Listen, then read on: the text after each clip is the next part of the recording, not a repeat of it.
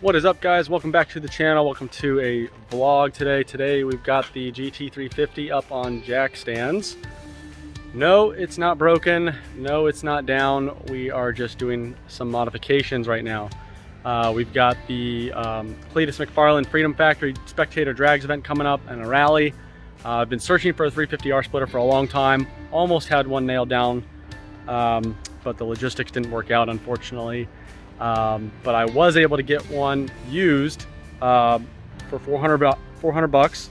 It was driven 2 hours to me out in Daytona and dropped off, and I paid 400 cash. It's used. All this, I did obviously an inspection on it, make sure all the clips, nothing was bent, broken. It does have some scraping underneath, but as far as the structure of it, it's sound. It is an OEM splitter, which was a bonus. I couldn't believe it when I saw $400. I was thinking it was going to be like an aftermarket, eBay one, but it is a legit Shelby 350R OEM Ford splitter. So it was definitely a steal and a find, and I'm glad it worked out. We're getting it on the car right now. I've got the car up on, I didn't have enough clearance. I did have it on the wheel ramps first, but then found out that was just not enough clearance to see some of those bolts. I've taken these splitters on and off before. I just figured it would have more room. I didn't do a how-to video because I've done so many of these. There's plenty of how-to videos on YouTube for this, but we do have the vehicle on jack stands, jacks, parking brake on, and we've just taken off the stock 350 splitter.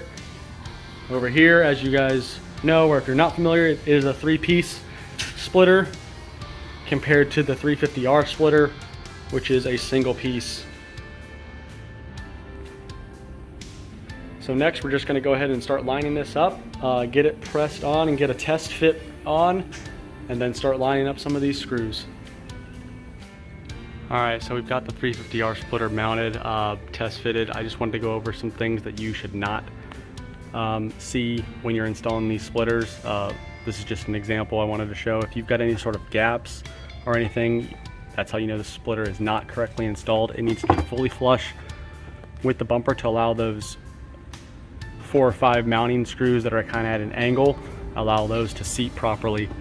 You want to make sure all the clips go in through all the guides, but as far as this compared to the OEM non-R splitter, it actually goes on pretty easy.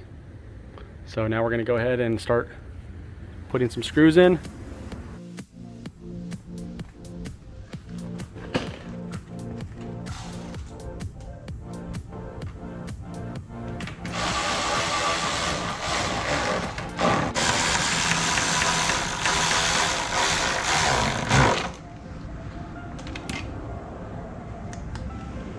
You just got to apply tension on the bumper to get some of these screws to line up. These two with the holes on the outer edges are some of the more troublesome ones to line up.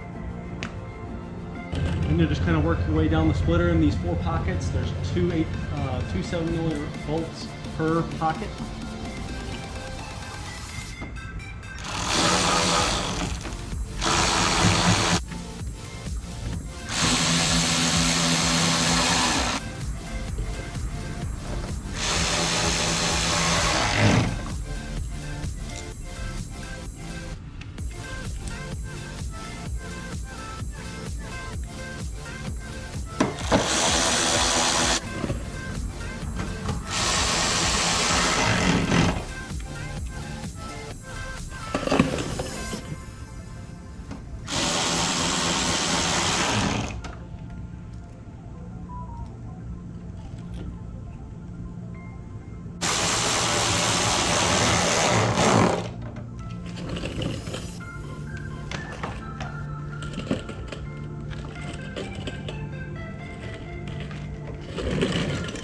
You can go along and put in a lot of your T30 bolts.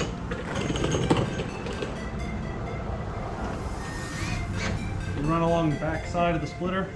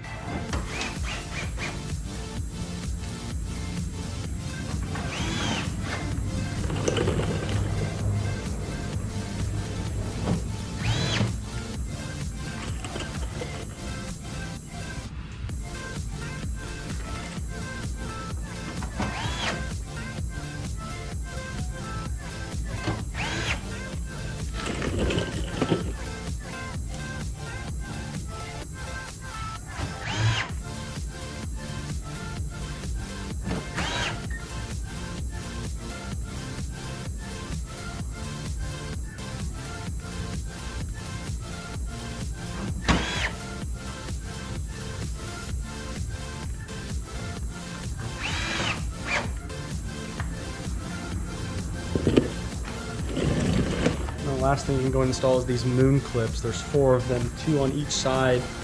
These came from the outer splitter portions. But again, you got 2 for each side. You're gonna have to remove the wheel liner to get to these with this new splitter on. Or pull the wheel liner back. All right, so we are actually all done. I mean, once you have the vehicle up in the air, I mean, start to finish, including putting the vehicle up and down, it should take you about 30 minutes properly. Just some of the tools I use. I have a electric 1/4-inch drill and a 1/4-inch drive electric ratchet. Also got a hand ratchet, and you'll need 7mm sockets, T30 Torx bits, a little bit of extensions, and then some trim panel remover tools for the rivets on the fender liners. But all in all, not a difficult job at all. So again, this wasn't a how-to video. There's plenty of those out there, but it's just a simple, you know, look over what it looks like to install one of these, what to look for. Again, you want to make sure you have no gaps between the bumper and the splitter, and all of the bolts are installed. If any of these bolts are missing or not installed, then the splitter can come off at speed. So, and that's not good, because a new one of these, you may not get as lucky as I did, but yeah, a new one of these is $1,500 plus. So I'm gonna put the vehicle back down on the ground and get another short little walk around of it, see how it looks, and then I'll put some before and after pictures in the follow-on sequence. All right, and there we go. The last final look around of the splitter, fully installed and ready to go. So definitely be on the lookout for more content coming. Whew, man, we've got a lot of stuff in the works. I'm going to be doing, again, like I said earlier, the Cletus McFarlane Spectator drags. We've got GT Rally and their 3rd rally the day after. I'm taking the plan is to take the GT350 to both events. You know, provided nothing happens at the track, knock on wood, whatever, I've got insurance. And then second is I'm going to be doing a series between the S2000 and the GT350 on several different subjects. I'm not going to spoil any of that yet, but definitely be on the lookout for that. It's going to be a GT350 versus S2000 series. Thanks for watching this vlog. We'll see you on the next one.